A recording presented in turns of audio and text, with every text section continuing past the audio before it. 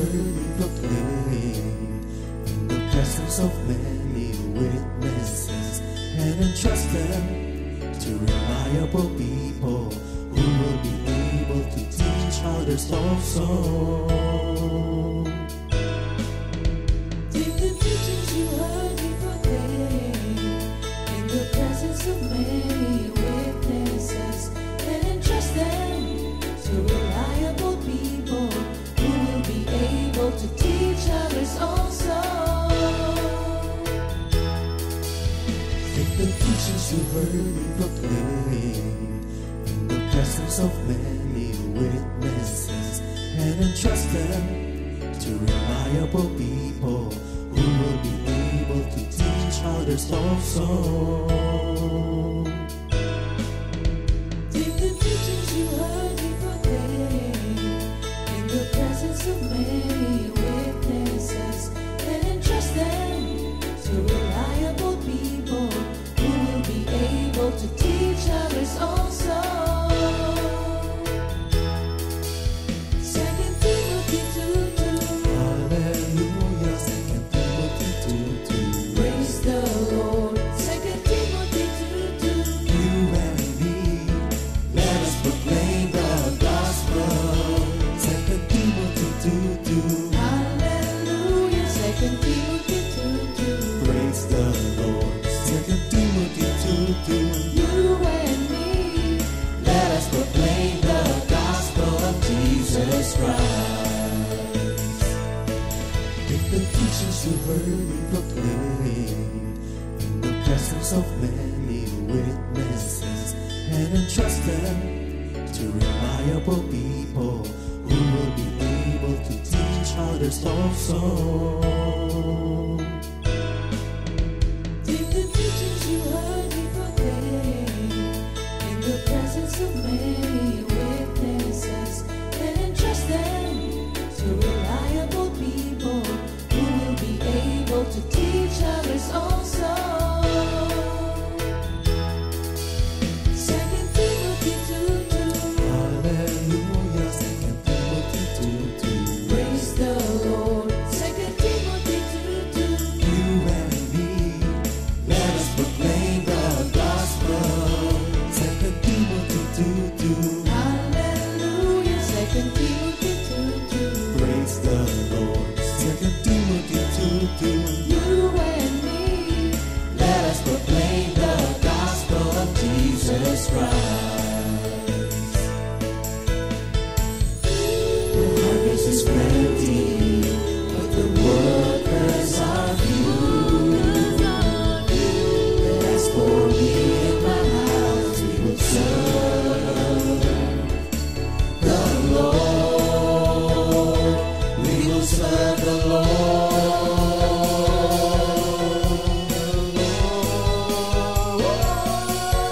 2 Timothy 2:2. Hallelujah. 2 Timothy 2:2. Praise the Lord. 2 Timothy 2:2. You and me, let us proclaim the gospel. 2 Timothy 2:2. Hallelujah. 2 Timothy 2:2. Praise the Lord. 2 Timothy 2:2. You and me, Let us proclaim the gospel of Jesus Christ. 2 Timothy 2:2. Hallelujah. 2 Timothy 2:2. Praise the Lord. 2 Timothy 2:2. You and me, let us proclaim the gospel. 2 Timothy 2:2. Hallelujah. 2 Timothy 2:2. Praise the Lord. 2 Timothy 2:2. You and me, let us proclaim, live up His name, delighting the Lord for His goodness. Let us proclaim, live up His name, delighting the Lord for His goodness. Let us proclaim, live up His name, delighting the Lord for His goodness. And He's God.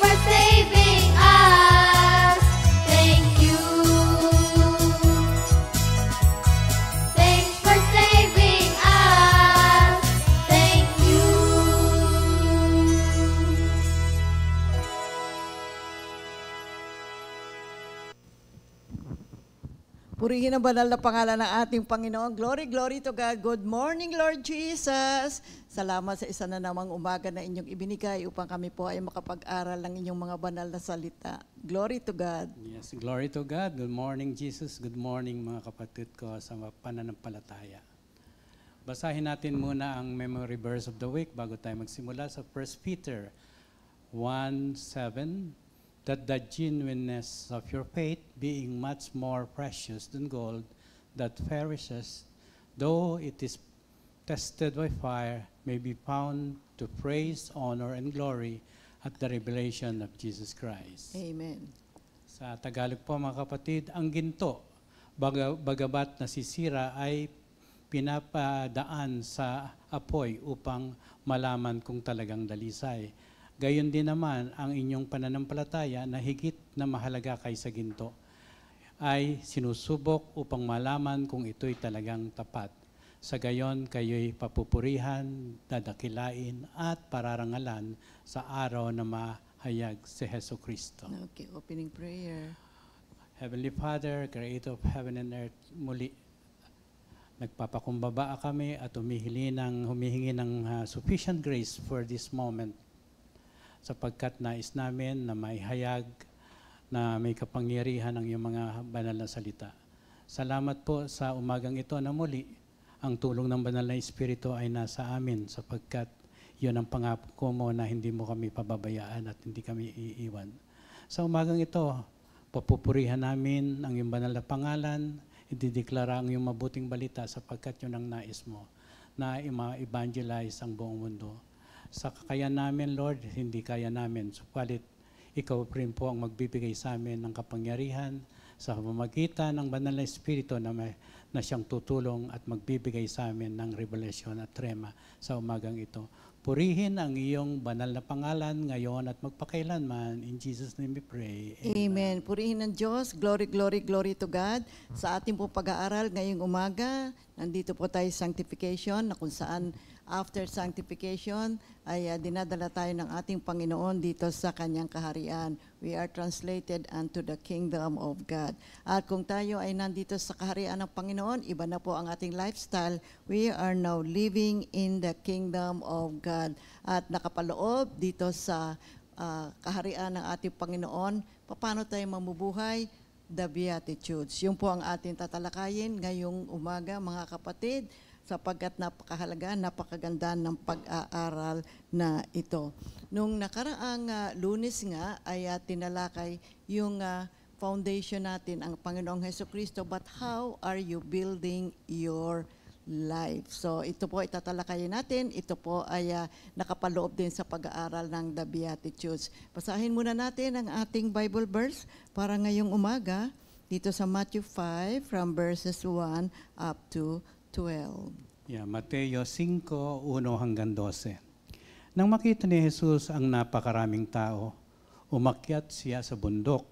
Pagkaupo niya, lumapit ang kanyang mga alagad at siya ay nagsimulang magturo sa kanila. Ang mga pinagpala. Pinagpala ang mga taong walang inaasahan kundi ang Diyos, sapagkat kabilang sila sa kaharian ng langit. Pinagpala ang mga nagdadalamhati, sapagkat aaliwin sila ng Diyos. Pinagpala ang mga mapagkumbaba, sapagkat mamanahin nila ang daigdig. Pinagpala ang mga may matinding hangarin na sumunod sa kalooban ng Diyos, sapagkat sila'y bibigyang kasiyahan ng Diyos. Pinagpala ang mga mahabagin, sapagkat kahabagan sila ng Diyos. Pinagpala ang mga may malinis na puso, sapagkat makikita nila ang Diyos. Pinagpala ang mga gumagawa ng paraan para sa kapayapaan, sapagkat sila'y ituturing na mga anak ng Diyos. Pinagpala ang mga inuusig ng dahil sa kanilang pagsunod sa kalooban ng Diyos, sapagkat kabilang sila sa kaharian ng langit. Pinagpala ang mga nilalait at inuusig ng mga tao, at pinaparatangan ng lahat ng uri ng kasamaan na pawang kasinungalingan ng dahil sa akin. Magsaya kayo at magalak, sapagkat malaki ang inyong gantimpala sa langit. alalahanin ninyong inusig din ang mga propetang nauna sa inyo. Pagpalain na pagbasa ng banal na salita ng ating Panginoon. Tulad ng aking nasabi kanina, how are we building our lives? Ang foundation natin ay ang ating Panginoong Hesukristo. So ano ba ang mabuting mga qualifications at attitudes ng mga kingdom citizens? Kaya yung the whole Matthew 5, napakaganda po nito. It tells about kingdom living. Now, what does the Beatitudes has something to do with kingdom living? At bakit nagturo ang Diyos, ang Panginoong Hesukristo, tungkol sa tinatawag na Beatitudes? Ano ba ang klase ng lifestyle ang dapat nating ipamuhay under the foundation of our Lord Jesus Christ? So how do we live? So narito po mga kapatid, narito ang panuntunan at itinuro ng ating Panginoong Hesukristo kung paano tayo mamumuhay, paano natin ibibuild yung ating buhay. Kaya yung Matthew chapter 5, nagturo ang Panginoon ng tungkol sa Beatitudes at ito ay naglalahad tungkol sa qualities and attitudes ng mga kingdom citizens. Ito ay naglalahad ng kakaibang uri ng pamumuhay na in contrast sa uri ng buhay na makamundo. Kaya ito ay isang guide para sa mga kingdom citizens. Ano nga ba yung Beatitudes? Ang Panginoong Hesukristo ay tinatawag at na isang guro, in Hebrew, rabbi. Siya ay nagturo tungkol sa Panginoong Diyos, sa Diyos Ama sa langit, ang Ama ng lahat ng nilalang. Nagturo din siya tungkol sa kahabagan ng Diyos Ama at tungkol sa kapatawaran ng lahat ng mga kasalanan. At kanya ding itinuturo ang tungkol sa kaharian ng Diyos na kung saan ay nandoon ang justice at ang pag-ibig. Hindi injustice, hindi hatred, kundi nandito ang katarungan at pag-ibig. At itinuturo din niya ang tungkol sa kanyang sarili bilang tagapagsunod sa mga inuutos ng Diyos Ama sa langit. At tinuturo din ni Lord Jesus na ang Diyos Ama, ang nais niya ay conversion, pagbabagong buhay, kapatawaran ng ating mga kasalanan at sa pamamagitan ng kamatayan ng ating Panginoong Hesukristo, mayroong kapatawaran ang mga taong tumanggap sa Kanya. Kaya ang Beatitudes ay isang series ng mga pagpapala na ibinigay ng ating Panginoong Hesukristo na siyang naglalahad ng qualities ng mga taong tunay na masaya or happy. Diba? Pinagpala, another word. At sila yung mga taong mag-i-inherit ng the kingdom of heaven. Instead of worldly success, tinuro ng Diyos, tinuro ni Lord Jesus tungkol sa humility, mercy, righteousness, at ito ay kanyang sinasabi na ito ay daan upang magkaroon ng isang matagumpay at pinagpalang buhay. At ang Panginoong Hesukristo, nagturo siya doon sa isang hillside near the Sea of Galilee at binigyan niya yung sermon niya ng isang napakagandang paglalahad. At yung term na ginamit ng theologian Augustine, ginamit dito palagi yung word na Makarios. Ito yung nung ito inilahad noong 4th and 5th century, ay nandoon yung napakamadalas na paglalahad ng salitang Makarios, meaning to say blessed, meaning tumanggap ng favor mula sa ating Panginoon. At sila ay happy, feeling associated with receiving God's favor. Kasi kapag tinanggap mo ang biyaya o ang favor mula sa Diyos, anong mangyayari sa iyo? Masaya ka. Kaya tinawag na happy. Kaya yung sa NIV application commentary sa may gateway, ay dinescribe pa o dinefine pa kung ano yung Makarios. Makarios is a state of existence in relationship to God, in which a person is blessed from God's perspective, even when he or she doesn't feel happy or isn't presently experiencing good fortune. Negative feelings, absence of feelings, or adverse conditions cannot take away the blessedness of those who exist in relationship with God. Bakit nyo, mga kapatid? Yung pong salitang makarios or blessedness means abiding, meaning remaining in. Stay in lang, maski ano ang condition ng iyong buhay. At sapagkat ang Espiritu ng Diyos may mag-i-indwell sa iyo. At when you stay in the presence of God, nandun yung spiritual joy that exists regardless of the conditions outside, mga kapatid. Sinasabi nga, the substance of the spiritual life ay doon nasa loob yan, wala doon sa labas. Kaya hinihikayat tayo na tayo laging mag-indwell doon sa Espiritu ng Diyos na nasa atin sapagkat yun ang magbibigay sa atin ng kaligayahan, hindi yung panlabas. Since it contains the very heart of Jesus' teaching, we may think that the Sermon on the Mount is being on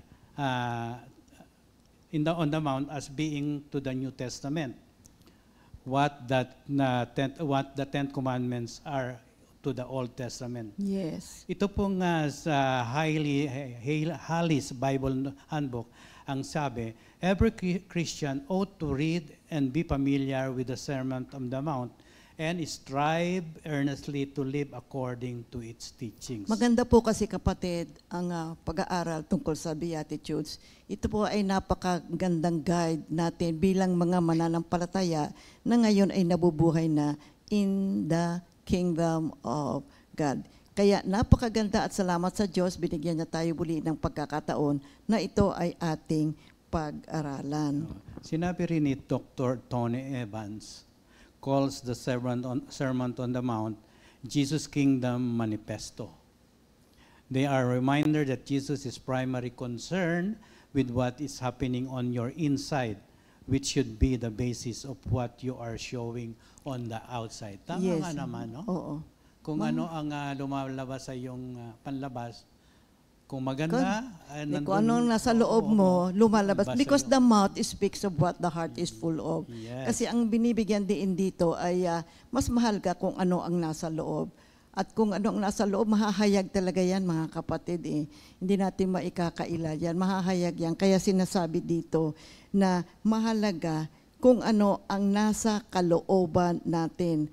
At dapat maganda, mabuti, makatotohanan. At ito yung dapat na maging basis natin. At nakikita talaga yan, nahahayag yan, mga kapatid.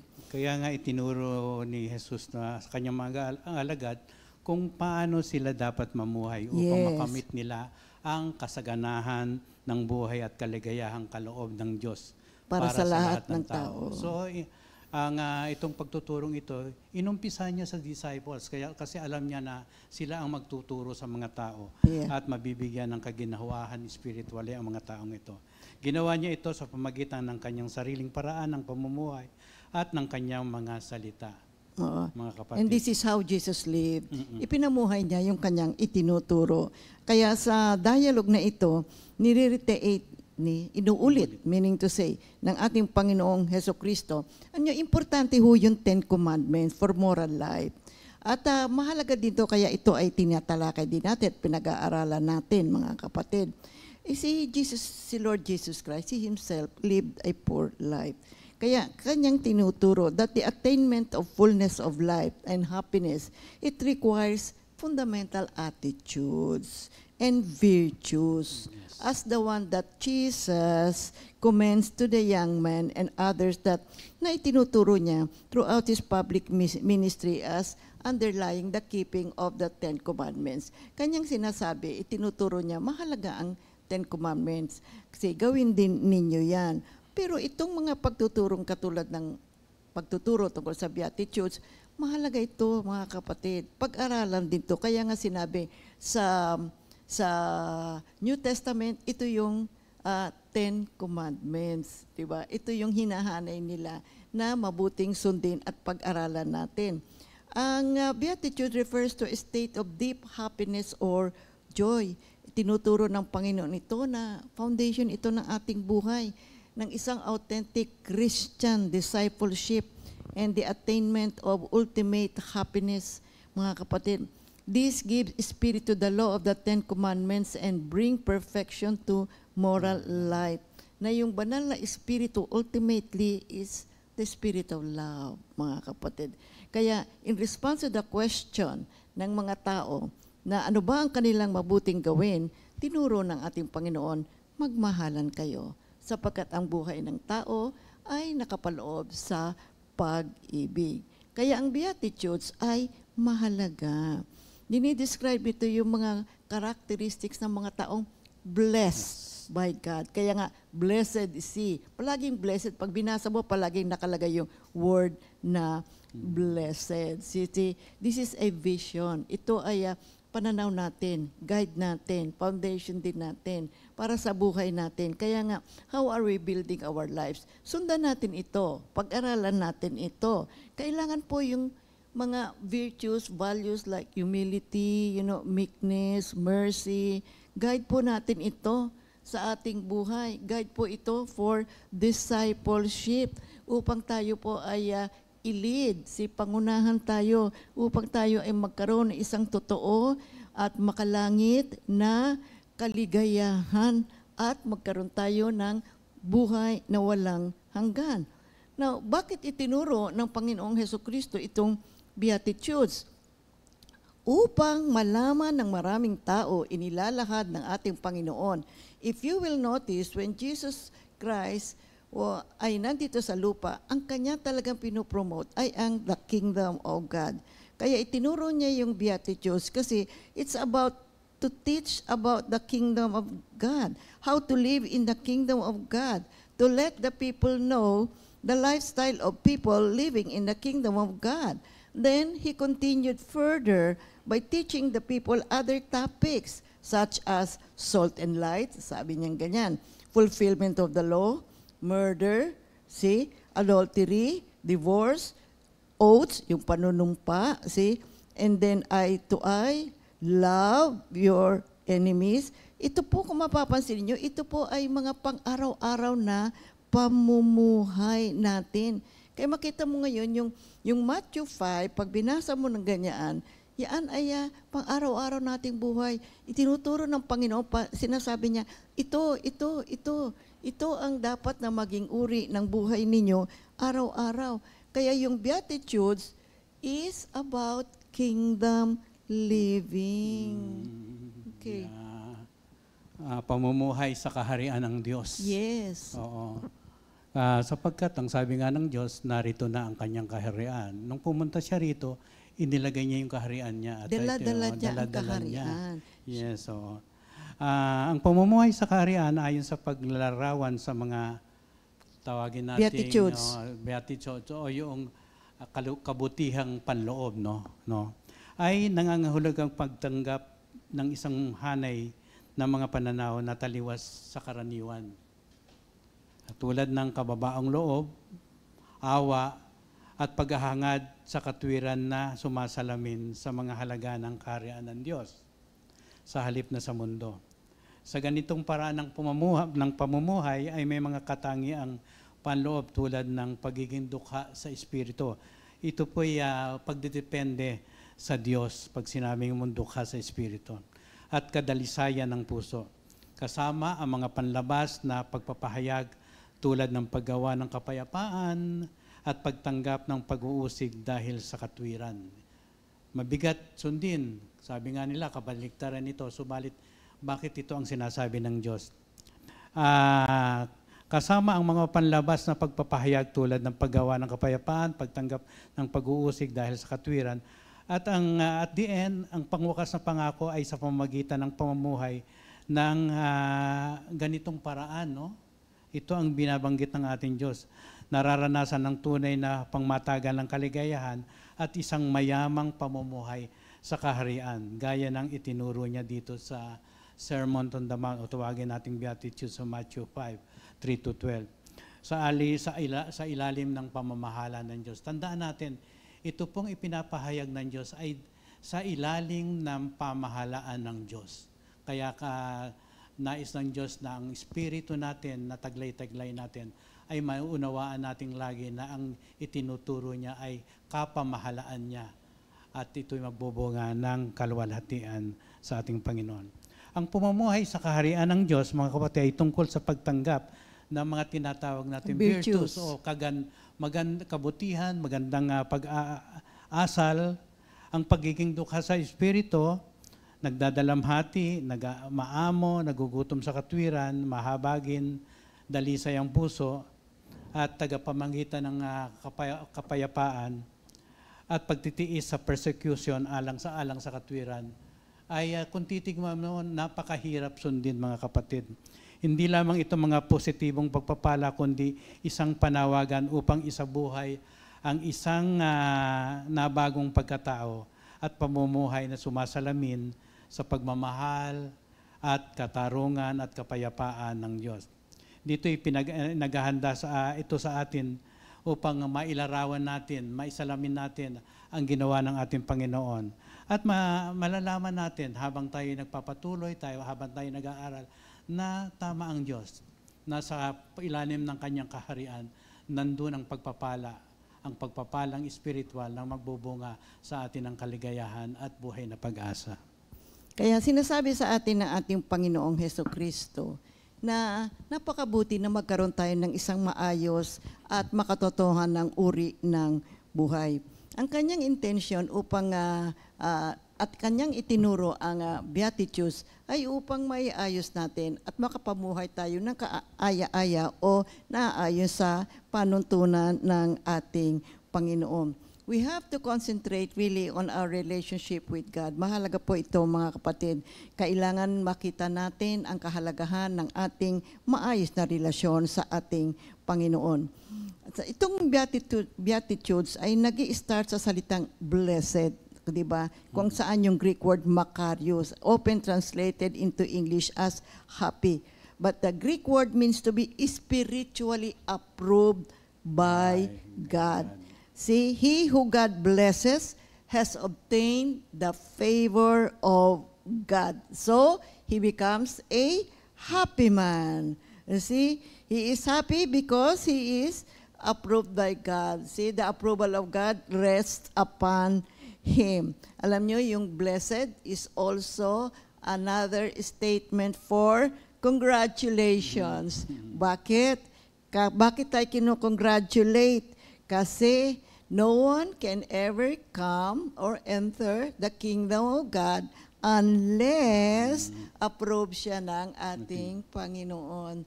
Kaya kapag tayo po ay dinala na ng Panginoon sa kaharian ng Diyos, tayo ay nakapasok na. So what do we say? Congratulations! Dahil kasi blessed ka. Ang approval ng Diyos ay nasa iyo. Purihin ang ating Panginoon.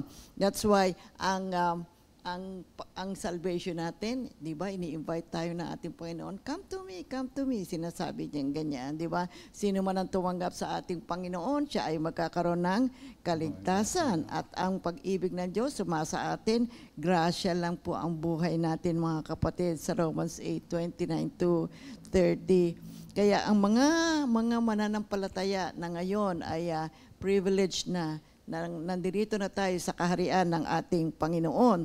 Alagaan po natin ang biyayang ito na ibinigay sa atin ng ating Panginoon. Ang nais ng Diyos, nais ni Lord Jesus, malaman natin ang tungkol sa kaharian ng Diyos at makapamuhay tayo ng naayon sa mga panuntunan sa loob ng kaharian ng Diyos. So tinuturo niya ito upang makapagbigay siya to offer comfort and hope. Marami pong tao ang nahihirapan. You see, hindi nila alam kung anong gagawin nila sa buhay nila. They are in difficult circumstances. No, knowing the Beatitudes, kasi iisa-isahin po natin ang tatalakay na ito, isa-isa makikita natin, ang Diyos ay nag-o-offer ng comfort sa mga namimighati.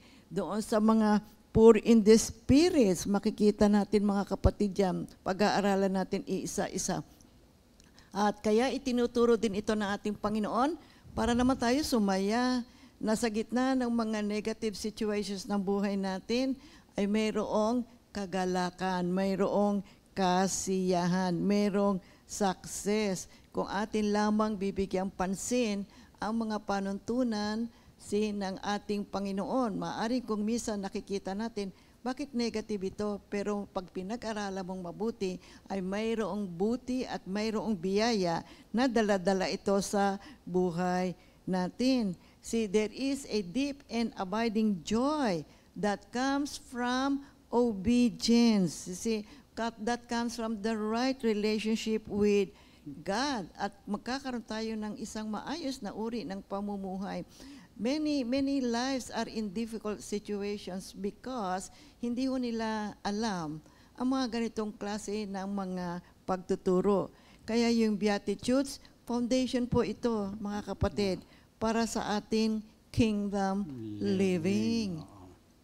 When we read the Beatitudes dito sa Matthew 5, maaring tukso na ituring natin ito yung mga listahan ng mabubuting katangian o mga nakaka-inspire na slogan. No? Ngunit hindi iyon ang paraan ng pagpapakita ni Jesus sa mga ito, mga kapatid. May mas malalim siyang layunin.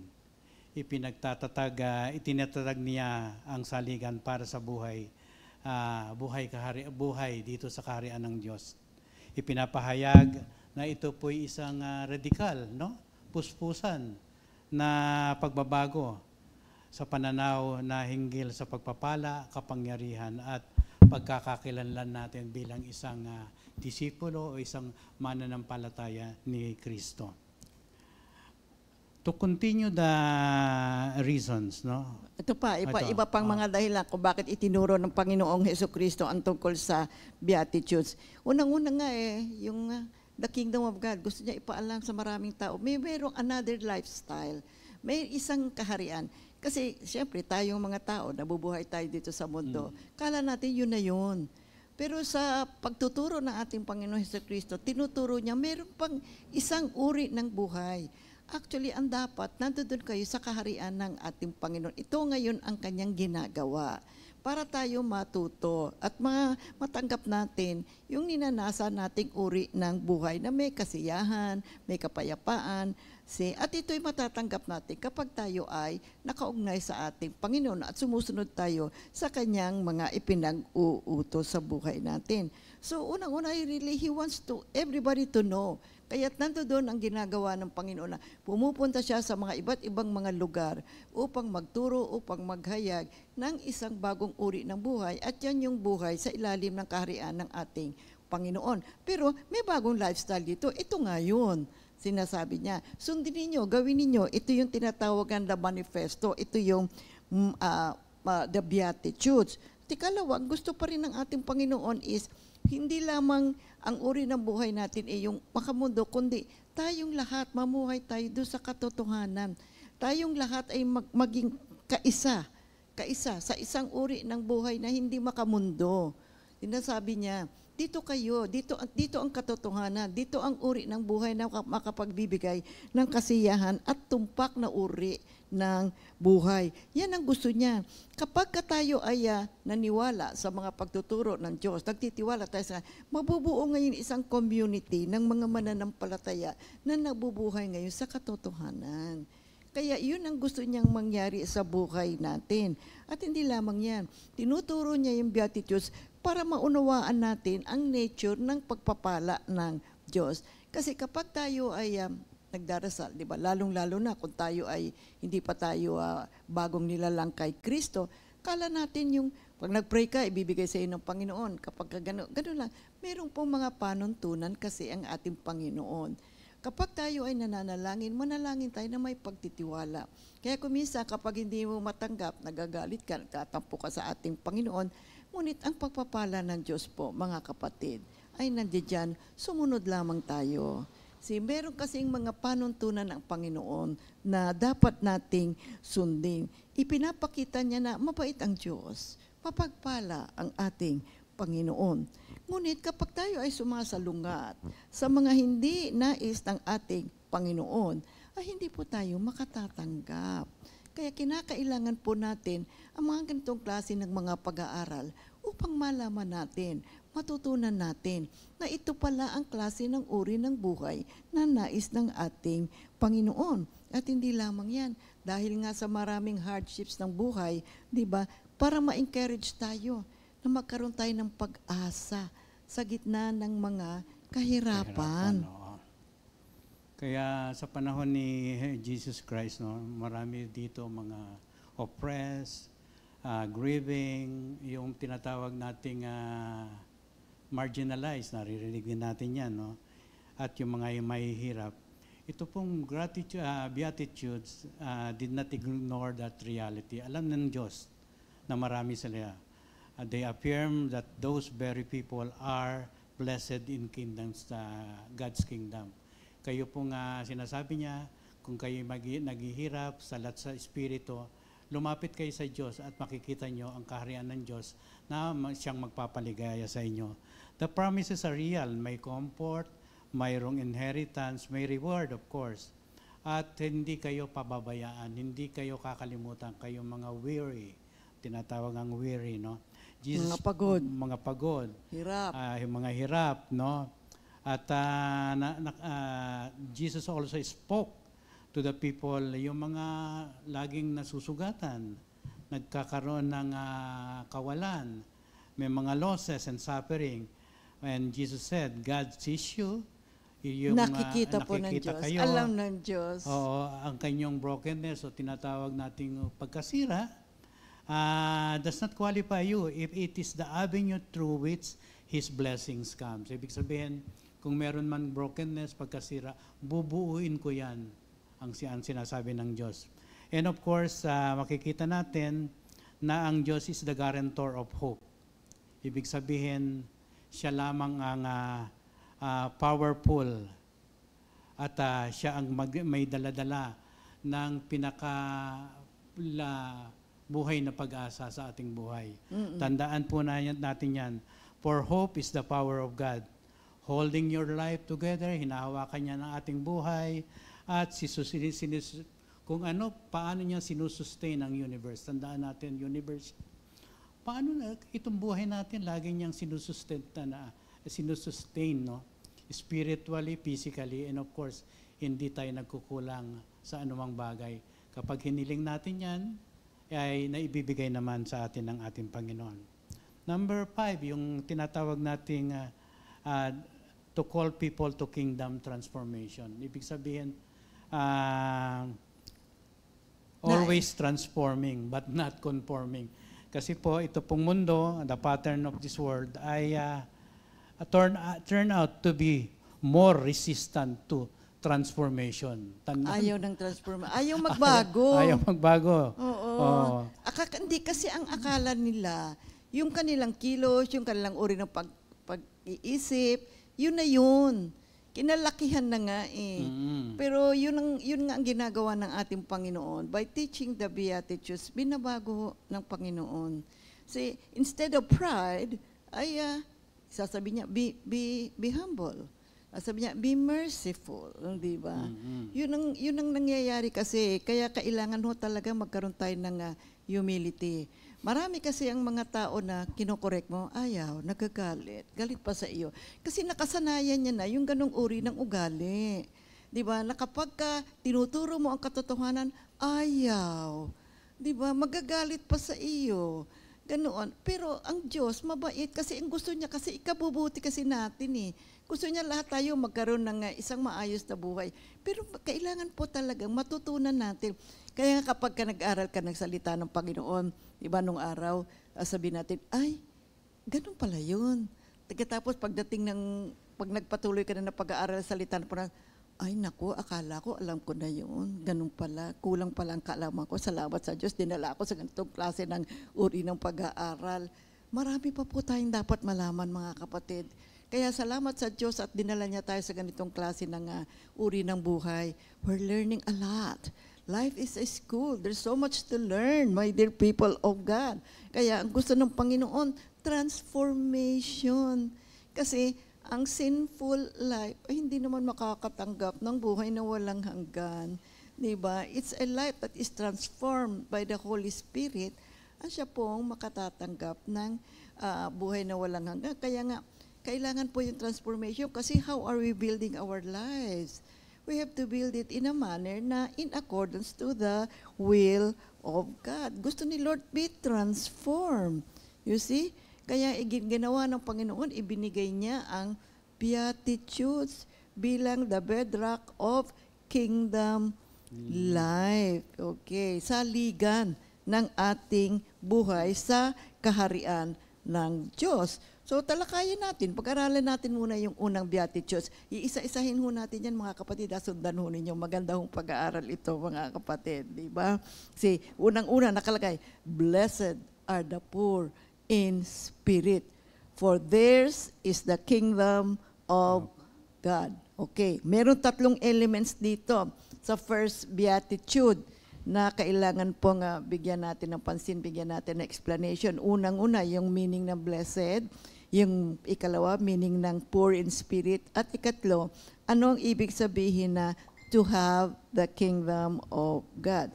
So, unang-una, the meaning of blessed. Okay, ulitin natin. Blessed is best understood as being the privileged recipient of God's favor. Pinanggit natin yon kanina. Which results in a deep-seated joy. Happy ka. Pag tinawag kang blessed, favored ka, so what happens? Happy ka.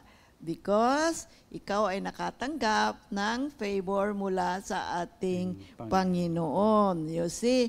Kaya yung Ebanghelyo ni Mateo sa mga Beatitudes, di ba? Palagi mababasa mo, blessed. Blessed. Palaging pinagpala, blessed. So makikita natin ang idea ng pagiging pinagpala ng favor ng Diyos ay nagbubunga ng malalim na kagalakan. Okay, Matthew 13:16-17, nasa saad.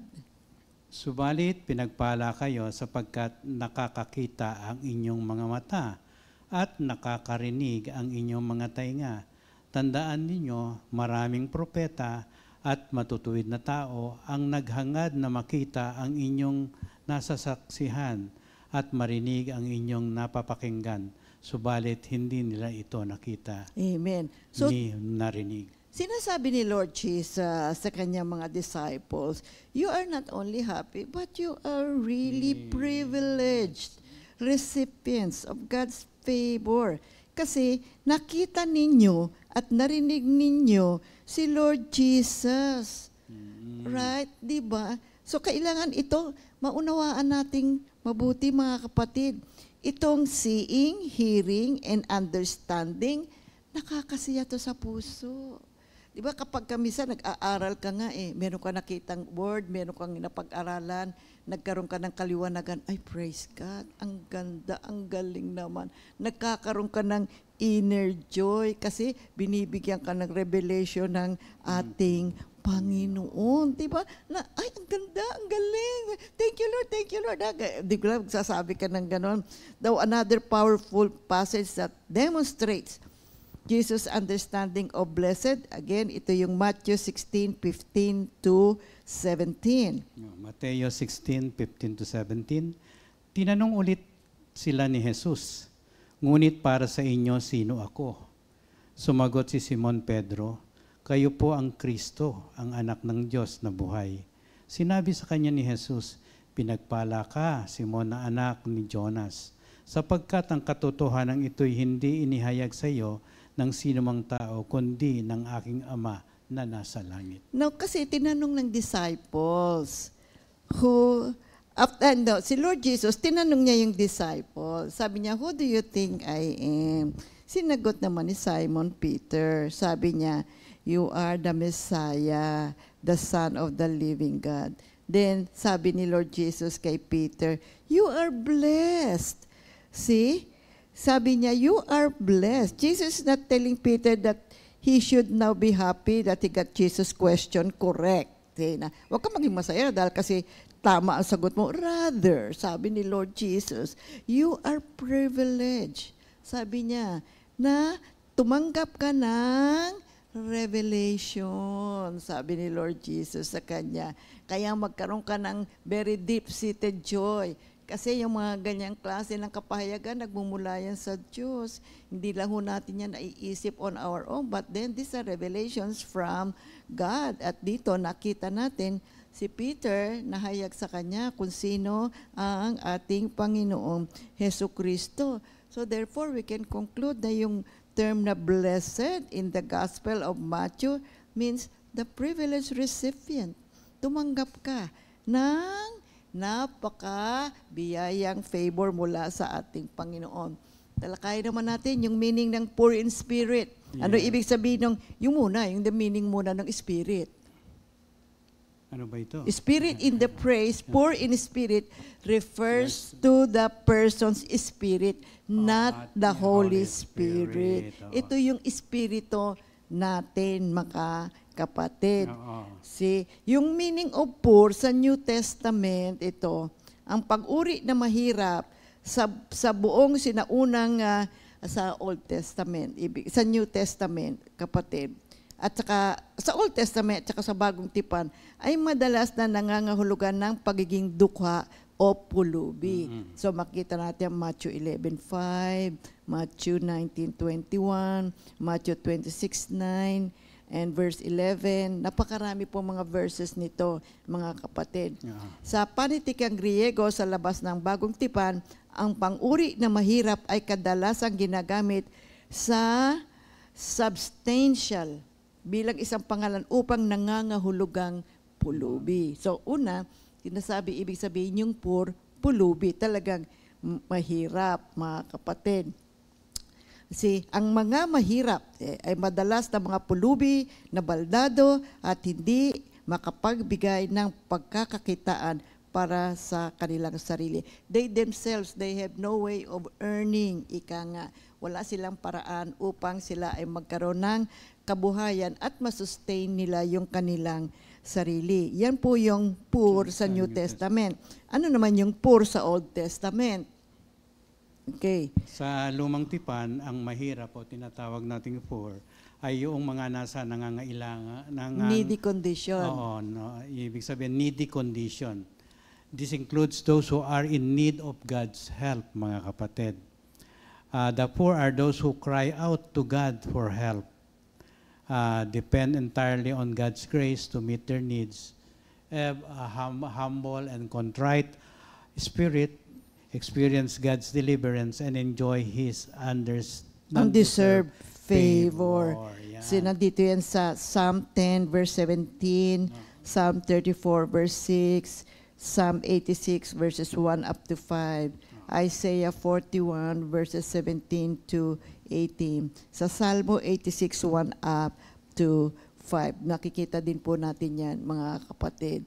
So, ang kailangan po ay magpakumbaba tayo sa harapan ng ating Panginoon. Tayo ay makararanas ng pagliligtas ng Panginoon at ating matatamasa ang kanyang di na deserve natin na favor. Napakabait ng Panginoon. Kapag tayo talaga ay mayroong humble spirit, ay tayo naman ay titingnan ng Diyos at tayo ay kanyang tutulungan. Kaya basahin natin yung Psalm 86 verses 1 up to 5. Sa aking dalangin, ako'y iyong dinggin. Tugunin mo, Yahweh, ang aking pagdaing. Ako'y mahina na't wala nang tumingin. Pagkat tapat sa iyo, buhay ko'y ingatan. Lingkod mo'y iligtas sa kapahamakan. Pagkat may tiwala sa iyo kailanman, ikaw ang aking Diyos, ako'y kahabagan. Sa buong maghapoy, siyang tinatawagan. Panginoon, lingkod mo'y dulutan ng galak, pagkat sa iyong kaluluwa'y tumatawag. Amen. Oo. Ang mahirap ay mga taong maka-Diyos na nagtitiwala sa Diyos para sa kanilang kaligtasan. Sumisigaw sa biyaya ng Diyos at kinikilala ang kahandaang mapatawad sila ng ating Panginoon. So, ano naman yung meaning ng poor in spirit? So, una, tinalakay natin yung poor, mahirap. Diba? Binabanggit na sila nga yung pulubi. Pero binabanggit din dito na yung poor ay mga maka-Diyos na tao na nagtitiwala sa Diyos, umaasa sa ating Panginoon. Ito namang poor in spirit sa Beatitude. Blessed are the poor in spirit, for theirs is the kingdom of heaven. God. Ano ba exactly yung poor in the spirit? Ito, At nagre-resulta to sa kanilang pagtanggap ng kaharian ng Diyos. No, tandaan po natin, Jesus is concerned with the spiritual realities, not material possessions. So, Talakayin natin, ano ba itong meaning ng poor in spirit? is- It means to be consciously aware of our own spiritual poverty. yeah. Bangkarote tayo pagdating dito sa spiritual na pamumuhay. Kaya kailangan natin ang Espiritu ng Diyos. No? It means to be aware of our own spiritual need before God. Kailangan natin siya, mga kapatid. It means to see our helplessness apart from God. It means to acknowledge our weakness within ourselves. May kahinaan tayo, mga kapatid. Tanggapin natin yan, lalong-lalo na pagdating sa Espiritu. No? It means to admit our own spiritual deficiency. Yes, to admit our own personal deficiency, no? ang ating kakulangan. Oo. Tanggapin natin. Kasi we are not perfect people. Actually, we are being transformed. Tayo po ay inaayos ng Diyos ang ating buhay. Okay. It means to have a proper attitude towards ourselves. Na kailangan talaga natin na manahan sa Espiritu, mga kapatid. Kung walang Espiritu ng Diyos, we conform to the standards of the world. Madali tayong maakay doon sa mga material things. Tsaka yung pamamaraan ng mundo. Oo. It means to possess a total awareness of our nothingness apart from God and His grace. Yan ang importante, mga kapatid. Oo. No? Of course, it has nothing to do with our personality. Sino ka man, mayaman ka man, kailangan mo talaga ng Espiritu ng Diyos. Yes. It has nothing to do with our possessions, mga kapatid. No? And of course, it has nothing to do with our posture. Kung ano man ang kalagayan mo sa mundong ito, ikaw man ang pinakamayaman, mga kapatid. We still need God. still All of us need need God. Oo. We need the Spirit of God to guide us. Okay. Meron nga nagsabi, poor in spirit is like a can opener. Bakit kaya, no? It is you and me, sabi ng Panginoon. Ibig sabihin, cooperate with God so that you can open your heart to the secret of pure joy and happiness and blessedness. Buksan mo ang iyong puso at makikita mo ang tunay na kalagayahan at pagpapala na nagmumula sa Diyos. Amen. Salvation is by grace, mga kapatid. Kailangan po natin ang pananampalataya, Ephesians 2:8-9. Kaya kailangan i-recognize natin yung ating sinfulness at unawain natin, kailangan po natin ang ating Diyos. Siya pong tagapagligtas at nagpapatawad ng lahat ng ating mga kasalanan. We must admit our spiritual poverty before we can receive the spiritual riches that God offers. Ephesians 1:3. So in short, we must be poor in spirit. Kaya nung sinabi ni Lord, mapalad ang mga dukha sa espiritu sapagkat kanila ang kaharian ng langit. Ipinapahayag niya na bago tayo makapasok sa kaharian ng Diyos, dapat nating kilanlin ang ating kawalang halaga. Si mga kapatid, we are really poor in spirit. So ano ba ibig sabihin ng kingdom ng kaharian ng ating Panginoon na kung saan ay makapapasok ang mga poor in spirit?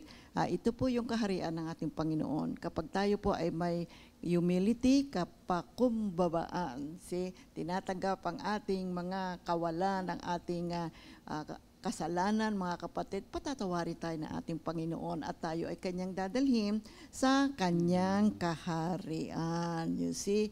Kaya ito po ay isang mahalagang pag-aaral natin, mga kapatid, na bigyan natin pansin sapagkat naririto ang isang tunay na mahalagang bahagi ng ating buhay spiritual. Kaya based on the meaning of the poor sa New Testament at sa Old Testament, we have to realize that being poor in spirits means to be beggarly in spirit. Essentially, yung spiritually poor po tayo. Poor in spirit describes someone who is keenly aware that he is spiritually destitute and must rely entirely on the grace of God for salvation. You see, he is someone who recognizes he is spiritually what? Zero talaga, bankrupt talaga. Nothing good is in him. Ngunit ang bait ng Panginoon, ang kanyang pag-ibig, ang kanyang awa, ang kanyang kapatawaran, sa kanya lang po tayo dedepende, mga kapatid, upang tayo po ay makatanggap ng kaligtasan.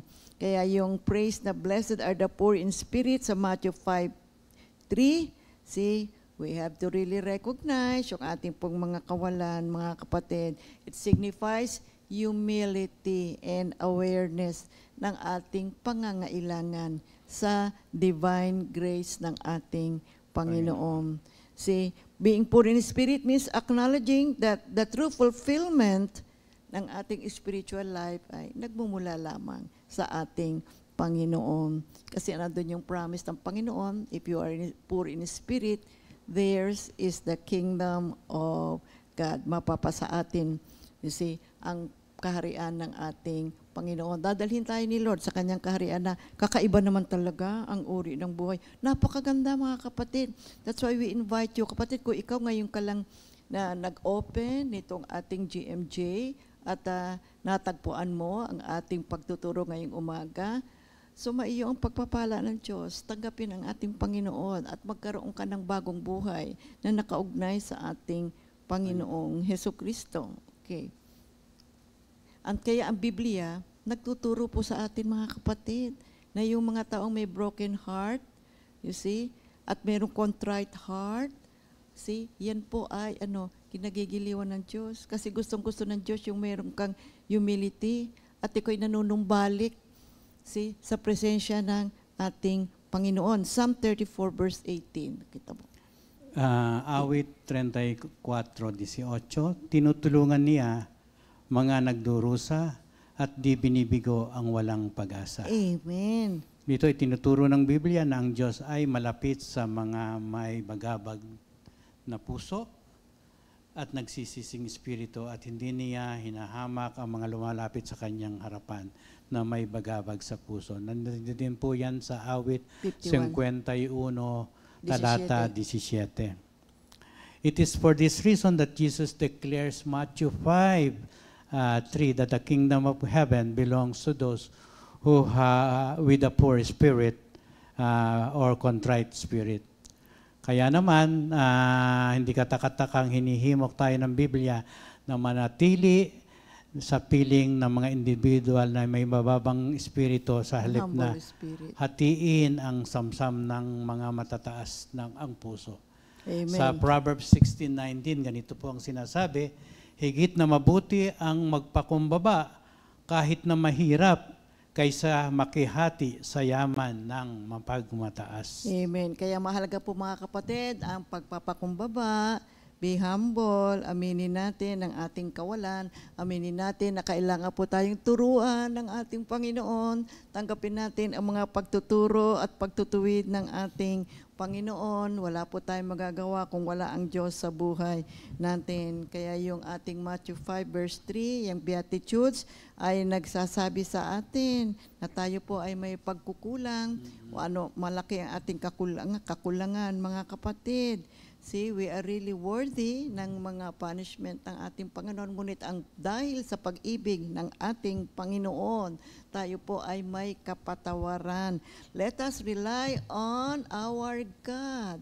Ilagak natin ang buhay natin sa ating Panginoon. Magtiwala tayo sa Kanyang pagliligtas sa atin at sa patuloy na pagtatransform ng ating buhay. Remember, we are the highly privileged recipients of God's favor, and that is blessedness. You see, we are the people who have entered and inherited the kingdom of God. Kaya, mga kapatid, pag-aralan natin mabuti pa ito, ituloy pa natin ang ating pag-aaral at i-treasure natin itong mga ganitong klase ng pagtuturo, pagkapatid. Kasi ito po yung pang-araw-araw nating buhay. Ito yung ating galaw natin araw-araw. Kaya kapag itong ginamit natin, guide natin sa buhay natin, napakaganda. Magiging maayos po at anong tawag sa atin, pinagpala tayong lahat. Tayo ang mga taong tumanggap ng favor ng Diyos. At sapagkat tayo tumanggap ng favor, we are called happy. Amen. Purihin ang Panginoon. Glory to God.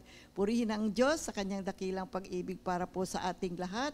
At meron tayong babatiing mga may birthday, October 24, 2025. Sister Aileen Raimundo. Sister Miracle Barte.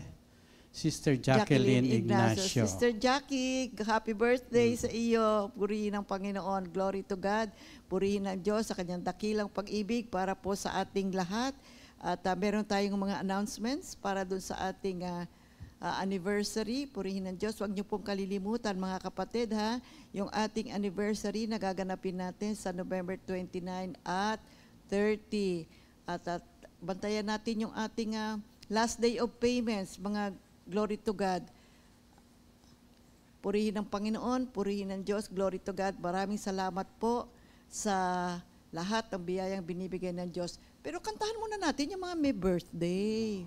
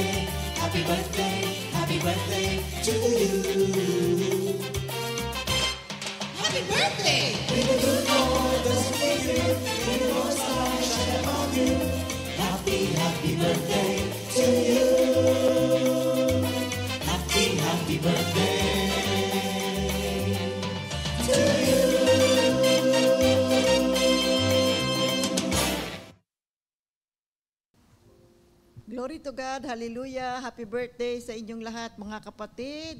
So meron tayong announcement. CSM Quarterly Fellowship. Psalm, what is Kanilang this? Bible verse, A Heart of Worship. Heart of Worship, October 26, Sunday, starting at 2 p.m., Compi Parañaque Worship Center. Okay, purihin ang Panginoon.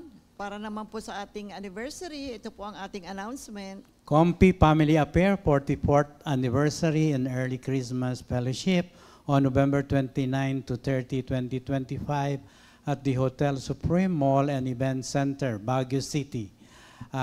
This year's theme is Psalm 16:11, In Your Presence, Lord.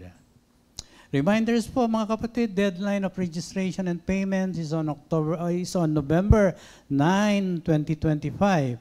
For those who pay via GCash, bank transfers or deposits, don't forget to send a screenshot of your payment to Sister Jam Mercado. Details of accommodations are posted at our Facebook page.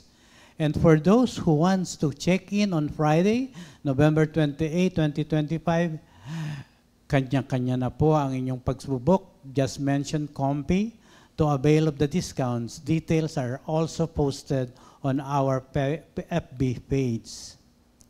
Things to bring, day 1, hoodie and activity clothes, 2, cocktail dress and suit. Day 2, which means November 30, attire something Christmassy, vibrant and celebrative colors and exchange gift. For bus inquiries, yung pong sa mga sasakay sa bus, no, kindly contact Sister Josephine or Tata Nokum. Okay, glory to God. Glory to God, mga kapatid, pagpalain kayo ng Diyos at patuloy na ingatan, paliwanagin nawa ng Diyos ang kanyang maliwanag na mukha at patuloy kayong kahabagan. Ilingap nawa ng Diyos ang kanyang maliwanag na mukha at patuloy tayong bigyan ng kapayapaan. All for His glory. In Jesus' name we pray. Amen. Para po sa ating repeat new song of the week, ang ating title ay Panginoon, Kasama Ka, composed by Sister Mary Joy Cruz. So glory to God, hallelujah. God bless everyone.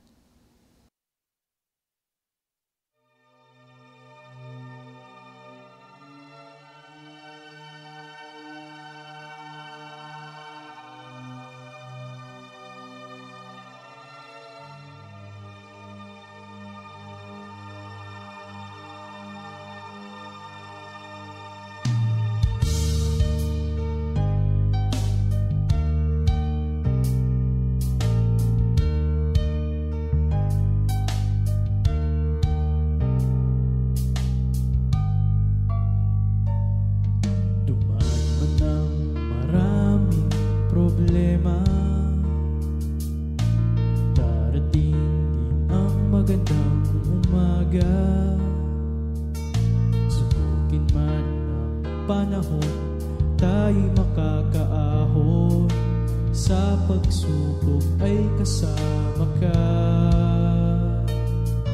Dumaan man ng maraming problema, darating din ang magandang umaga.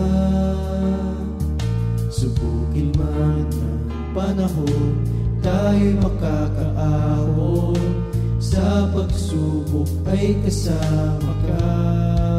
Tumawag ka lang sa Kanya, ika'y naririnig niya, tutulungan at aagapin pa. Kristo, napakabuti mo, sa bawat oras ako'y niligtas mo sa dilim nitong mundo. Kristo, napakabuti mo, sa bawat oras ako'y niligtas mo sa dilim nitong mundo.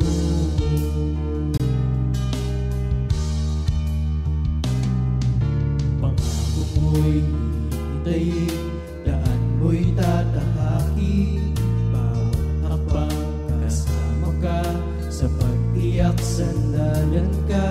Ikaw lang ang nag-iisa, Panginoon, aming Ama. Kapit ka lang, magtiwala ka lang sa Kanya,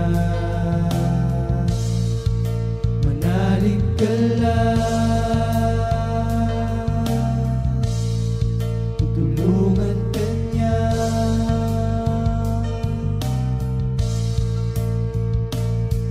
Landas mo'y liliwanag, basta't Panginoon kasama ka.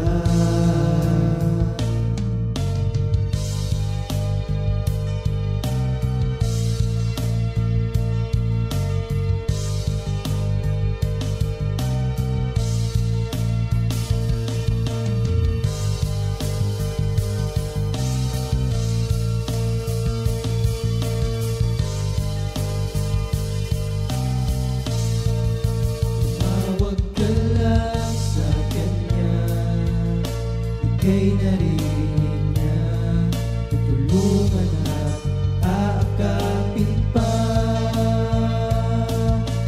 Kristo, napakabuti mo, sa bawat oras ako'y niligtas mo sa dilim nitong mundo. Kapit ka lang, lumapit ka, wala ka lang sa Kanya, wala ka, manalig ka lang, manalig ka, tulungan ka niya, tulungan ka. Landas mo'y liliwanag, basta't Panginoon kasama ka. Kapit ka lang, lumapit ka, magtiwala ka lang sa Kanya, wala ka, manalig ka lang, manalig ka, tutulungan ka niya, tutulungan ka. Landas mo'y liliwanag, basta't Panginoon, basta't Panginoon kasama ka.